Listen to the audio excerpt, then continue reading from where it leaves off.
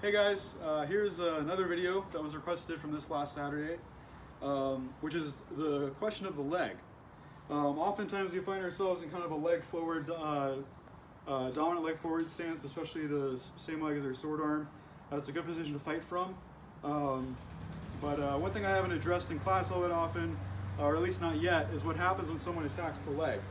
And so without a partner here, what I can describe to you is there's generally a few different kinds of attack that happen when people want to go for the leg.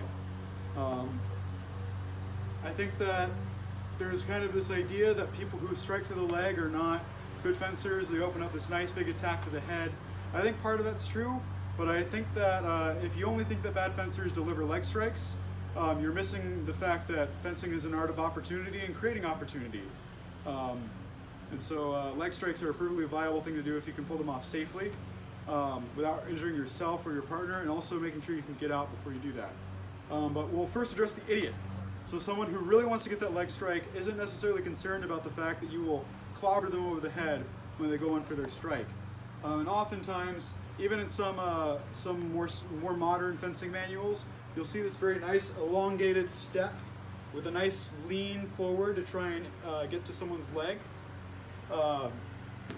That admittedly works better with an on-point weapon, but I've seen people do it with a cutting weapon. And you can see kind of this big step and lean to try and get that. The other thing that I see happen relatively often is someone who kind of keeps walking forward, pressing someone back, and they'll take this again really deep lunge once they feel like you can't back up anymore to try and get your front leg. Some people even go all the way to try and get the back leg. Other things that I see is maybe we're doing cross cuts 1 and 2, and someone notices that maybe your hands are climbing really high, so like up here. They want to take advantage of that leg shot, and so they cut to the leg and step away to avoid the incoming strike. And so without having a partner to show this, because of social distancing, I'll give you a few different techniques to help defend the leg. So again, with your dominant leg forward and your saber resting either in front of you or on your shoulder, there's a few different things that can happen. The safest thing to do in any situation, if you feel like you can't retreat your front leg, is to put steel in the way of your opponent's weapon. And what that generally looks like is a low parry to the outside or a low parry to the inside. And all this is really doing, I'm not sacrificing distance, I'm just putting steel there because I want to not rely solely on me being surprised and like getting out of the way really quickly. And so what that can look like from the middle guard, just boom and boom. And if you're working from the hanging guard, it's even more, more intuitive. Just come down or down. The other thing that you can do if you don't want to rely solely on steel is what's called slipping the leg. The English were very good at doing this in their fencing manuals. I think it's a useful tool for us as well, which is if someone comes in to attack our leg, we can slip back, basically gathering, and extend our saber into a cut to their head or their arm, whichever is presenting first. And ideally, as they swipe and completely miss, you riposte to the head and end the engagement. If someone's going for a really deep cut, or you feel like you can't get out of the way in time with a slip of the leg, you can slip back and present a parry to either side.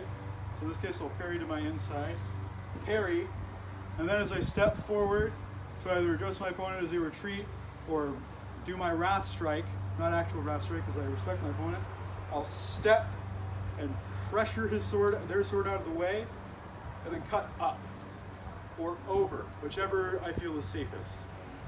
And from the outside, parry, gather, step and pressure, cut up or around, whichever is safest. Another thing that you can do, which works pretty well since we focus a lot on passing steps, is pass backwards and present a cut. Pass backwards and present a cut.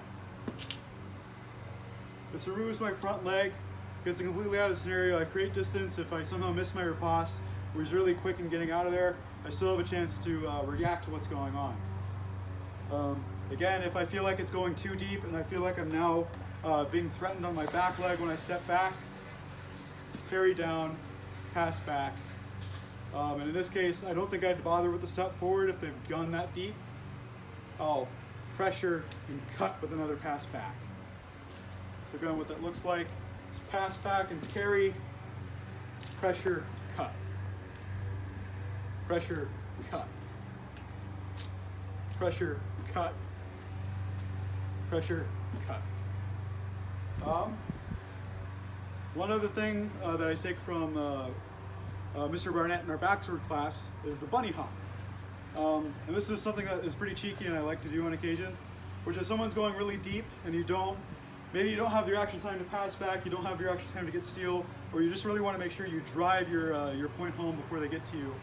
As you can gather fully backwards, and as you present your cut, you can bunny hop back. This creates this kind of very leaned over position. Use it wisely. If you don't have your feet under you, or if they're suddenly charging at you, which is unlikely because they've really dug for that strike, you're not as well based, but for some of you it might work. So gather, cut, and jump back. These things from the hanging guard presents a really nice opportunity for people to kind of fake us out and go for our legs.